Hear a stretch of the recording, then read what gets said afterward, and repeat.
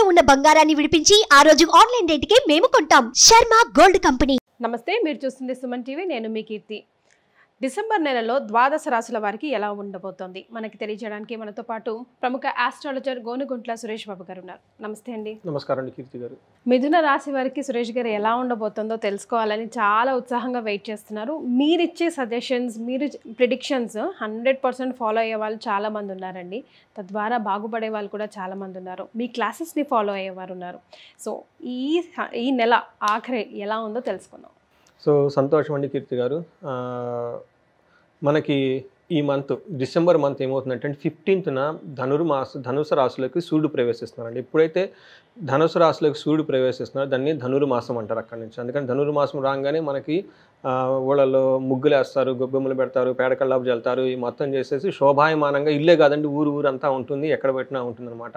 ఈ సందర్భంలో మనం మిథున రాశి వారికి ఎలా ఉందో చూద్దాం. ఫస్ట్ మిథున రాశి వారు అనగానే మనకి నక్షత్రం ప్రకారం చూసుకుంటే వీళ్ళకి మృగశిర 3-4 పాదాలు, ఆరుద్ర 1-2-3-4 పాదాలు, పునర్వసు 1-2-3 పాదాలు కలిగిన వాళ్ళంతా మనకి మిథున రాశి కింద వస్తారు. పేరు బలం కనుక చూసుకుంటే మనం వీళ్ళకి కా, కీ, కు, ఖం, జ్ఞ, చ, కే, కో, హ ఈ అక్షరాలు మోరార్లాస్ ఈ సౌండ్తో ఉన్న వాళ్ళ పేర్లు కూడా మనకి మిథున రాశి కింద వస్తారనమాట. అయితే మనకి ప్రిడిక్షన్ చెప్పమే ముందు గ్రహాలు ఎక్కడెక్కడ ఉన్నాయో చూసుకుంటే కనుక ధనుసు రాశిలోకి మనం చెప్పినట్టు సూర్యుడు 15వ తారీఖున ప్రవేశిస్తున్నారు.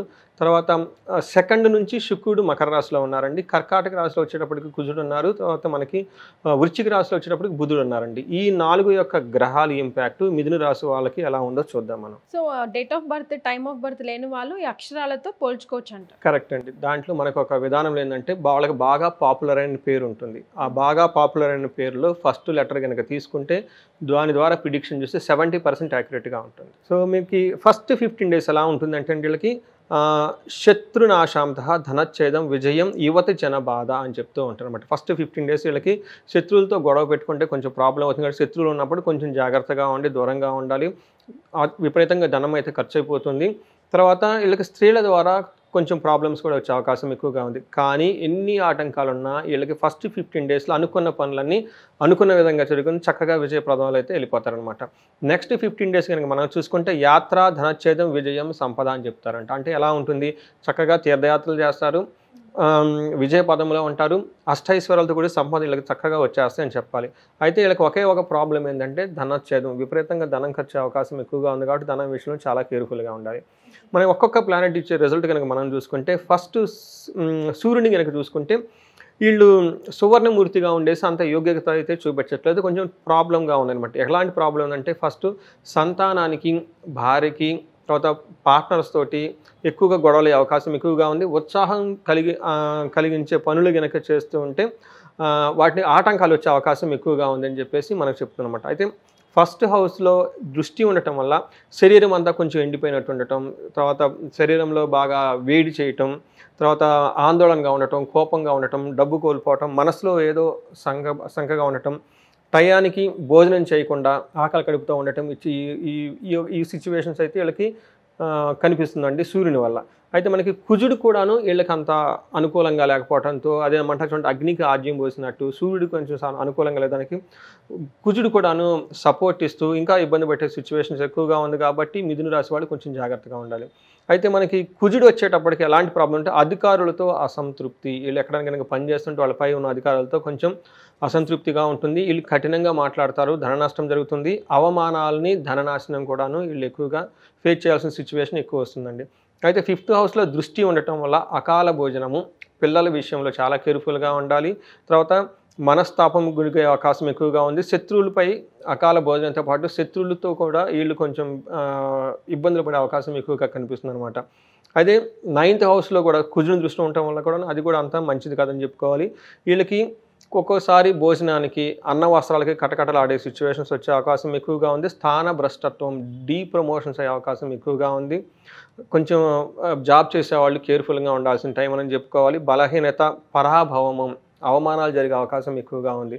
అందుకని మిథున రాశి వాళ్ళు డిసెంబర్ మంత్లో పెద్ద పెద్ద పనులు చేయకుండా, లేకపోతే రిస్కీ పనులు చేయకుండా, స్మార్ట్ వర్కులు చేయకుండా వీలైనంత వరకు చాలా జెన్యున్గా హానెస్ట్గా ఉండి ఎక్కువ టైం వీళ్ళు ఆధ్యాత్మికంగా కనుక గడపగలిగితే ఆ టైం పాస్ అయిపోయిన తర్వాత మామూలుగా యాజ్ యూజువల్గా చేసుకోవచ్చు. సోషల్గా లో ప్రొఫైల్ మెయింటైన్ చేయాలంట.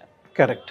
తర్వాత వీళ్ళకి ఒకే ఒక మంచి ఏంటంటే వీళ్ళకి శుక్రుడు బాగా యోగ్యతను ఇస్తున్నాడండి. ఫస్ట్ 2 గ్రహాలు అయిపోయినా శుక్రుడు ఏ విషయాల్లో అంటే తర్వాత బంధుమిత్రులతో బాగా కలిసి ఉంటారు, హైయర్ అఫీషియల్స్ చక్కగా కలుస్తూ ఉంటారు, ధనలాభం ఉంటుంది, ఆరోగ్యం ఉంటుంది, అన్ని విధాలుగా బాగా గౌరవం చేసుకొచ్చే అవకాశం ఎక్కువగా ఉంది. హెల్త్ రిలేటెడ్ కూడా చాలా బాగుంటుంది ఈ టైంలో. రెండో ఇంట్లో ఉండటం వల్ల ఏమవుతుందంటే స్త్రీలతో ఆనందంగా గడిపే అవకాశం ఎక్కువగా ఉంది, వస్త్రలాభం ఉంది, ఆర్థిక లాభం ఉంది, వీళ్ళు బహుమతులు కూడా తీసుకుంటారు, కుటుంబంలో చాలా చక్కగా బాగా ఉంటుందని చెప్పుకోవాలన్నమాట. అంటే శుక్రుడు ఒక రకంగా చెప్పాలంటే ఇంటికి సంబంధించిన విషయాల్లో చాలా బాగుందని చెప్పుకోవాలి. అదే ఫ్రెండ్స్ తర్వాత సొసైటీల గురించి సూర్యుడు తర్వాత ప్రొఫెషన్ రిలేటెడ్లో వాళ్ళిద్దరూ అంత అనుకూలంగా లేరని చెప్పుకోవాలన్నమాట.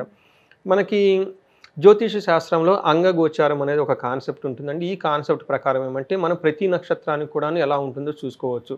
ఈ ప్రకారం చూసుకుంటే మనకి మృగశిర, ఆరుద్ర, పునర్వసు 3 నక్షత్రం వాళ్ళకి మిథున రాశిలో ఎలా ఉంటుందంటే మృగశిర వాళ్ళు కనుక చూసుకుంటే 2 విషయాల్లో చాలా ఛాలెంజింగ్గా ఉంటుంది, 3 విషయాల్లో చాలా బాగుంటుంది అనమాట. ఏ విషయంలో బాగుంటుందంటే వీళ్ళకి ఫస్ట్ ప్రమోషన్స్ వచ్చే అవకాశం ఎక్కువగా ఉంది, తర్వాత కొత్తగా బట్టలు తీసుకొని షాపింగ్ చేసే అవకాశం ఎక్కువగా ఉంది.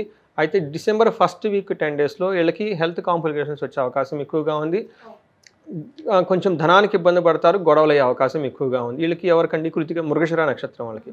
మనకి ఆరుద్ర నక్షత్రం వాళ్ళకి కనుక చూసుకుంటే వీళ్ళకి కూడాను 3 విషయాలు చాలా బాగుంది, 3 విషయాలు ఛాలెంజింగ్గా ఉంది. ఎక్కడ బాగుందంటే ఫస్ట్ వీళ్ళకి వస్త్రలాభం ఉందండి, రాజ్యలాభం ఉంది, ధన ప్రాప్తి ఉంది. వీళ్ళకి ఈ నక్షత్రం వాళ్ళకి ధనం అయితే చక్కగా వచ్చేస్తుంది. ఎక్కడ ఛాలెంజింగ్గా ఉందంటే ధనం వచ్చి ఫస్ట్ 15 డేస్లో, సెకండ్ 15 డేస్లో ధనానికి ఇబ్బంది పడిపోతారు. అందుకని వీళ్ళు ప్రాపర్గా ప్లానింగ్ చేసుకోవాలి. వచ్చిందని వెంటనే ఖర్చు పెట్టకుండా నెక్స్ట్ 2 వీక్స్ కూడా అవసరాలు ఉంటాయి, ప్రొవిజన్ పెట్టుకొని చాలా బాగుంటుంది, గొడవలు అయ్యే అవకాశం ఎక్కువగా ఉంది. అయితే ఈ ఆరుద్ర నక్షత్రం వాళ్ళకి ఒక కొంచెం బంధనం అంటారు, అంటే భవిష్యత్తులో ఎలా ఉంటుంది మనం ఉన్న సిచ్యువేషన్ నుంచి బంధించబడినట్టు ఒక ఆలోచనలు వచ్చేస్తుంటాయి. అంటే వీటి నుంచి వాళ్ళు బయటికి రావాలి. అంటే ఈ టైంలో వీళ్ళు అక్కడ గురువు గారిని కానివ్వండి, లేదంటే ఒక ఎక్స్పర్ట్స్ కానివ్వండి, కన్సల్టెంట్స్ కానీ ఎవరైనా కనుక కలిసి వాళ్ళతో చర్చించిన తర్వాత డెసిషన్స్ తీసుకుంటే చాలా బాగుంటుందండి. ఇది ఎవరంటే ఆరుద్ర నక్షత్రం వాళ్ళు. పునర్వసు నక్షత్రం వాళ్ళకి కూడాను 2 విషయాల్లో పునర్వసు నక్షత్రం వాళ్ళకి కొంచెం జాగ్రత్తగా ఉండాలి. ఎందుకంటే వీళ్ళకి రోగము, బంధనము, మరణము కూడా చూపిస్తుంది. అందుకని ఫస్ట్ హెల్త్ కాంప్లికేషన్ నుంచి ఎటు పోవాలి, ఏం చేయాలని దిక్కుతోచిన స్థితికి వెళ్ళిపోతారు. అక్కడ నుంచి వీళ్ళకి మరణం కూడా ఉంది. అంటే మరణం అంటే చనిపోతారని కాదండి, బట్ ఆ టైప్ సిచ్యువేషన్ వస్తుంది. లేదంటే వీళ్ళు ఏదైనా పని తలబెడితే ఆ పనిలో విపరీతంగా ఆటంకాలు వచ్చేసి చేయలేకుండా మధ్యలో టాప్ చేసేస్తారు. అయితే ధనం విషయంలో మాత్రం చాలా బాగుంటుంది. అందుకని పునర్వసు నక్షత్రం వాళ్ళు ఈ మంత్ పెద్ద పెద్ద పనులు ఏం చేయకుండా, ఎక్స్పెరిమెంట్లు చేయకుండా, స్మార్ట్గానో చేయకుండా, జెన్యున్గా హానెస్ట్గా ఉండి సింపుల్గా కనుక లైఫ్ ఎంతైతే మినిమం చేయగలిగితే బాగుంటుందో అంతవరకు చేసుకొని ఆధ్యాత్మికంగా ఉంటే చాలా బాగుంటుందండి. సో ఇది ఈ మిథున రాశి వాళ్ళకి డిసెంబర్ మంత్ కలిసి. సో మనం ఏం రెమెడీస్ తెలియజేయొచ్చండి? Positives negatives 2 sides of a single coin లాగానే వెళ్తూ ఉంది. సో వీళ్ళకి ఆరుద్ర నక్షత్రం వాళ్ళు ఫస్ట్ దుర్గాదేవిని పూజించాలండి. సుబ్రహ్మణ్యేశ్వర స్వామిని విజిట్ చేసిన మానసాదేవి మనకి జంట నాగులు ఉంటాయండి, వాళ్ళకి పాలు పోసినా కానీ చాలా బాగుంటుంది. ఏకాదశ రుద్రాభిషేకం చేయించుకున్నా, లేదంటే వీళ్ళకి ధనానికి చాలా ఇబ్బంది పడుతూ ఉన్నారండి మిగతా 2 నక్షత్రం వాళ్ళు. వీళ్ళు వచ్చేటప్పటికి కుబేర పాశుపత హోమం చేయించుకుంటే ధన ప్రవాహం కలిగి చాలా బాగుంటారండి వీళ్ళు. రైట్. సో డిసెంబర్ మంత్లో మీకు ఎలా ఉండబోతుందో గురుగారి ద్వారా ముందే తెలుసుకున్నారు కాబట్టి, రెమెడీస్ కూడా చెప్పారు కాబట్టి అవి చేయండి. అండ్ క్షుణ్ణంగా మీ జాతకానికి సంబంధించి తెలుసుకోవాలనుకుంటే కింద స్క్రోల్ అవుతున్న నంబర్కి కాల్ చేయొచ్చు. గురుగారి అపాయింట్మెంట్ కూడా అక్కడ మీకు లభిస్తుంది. ధన్యవాదాలు. ధన్యవాదాలండి.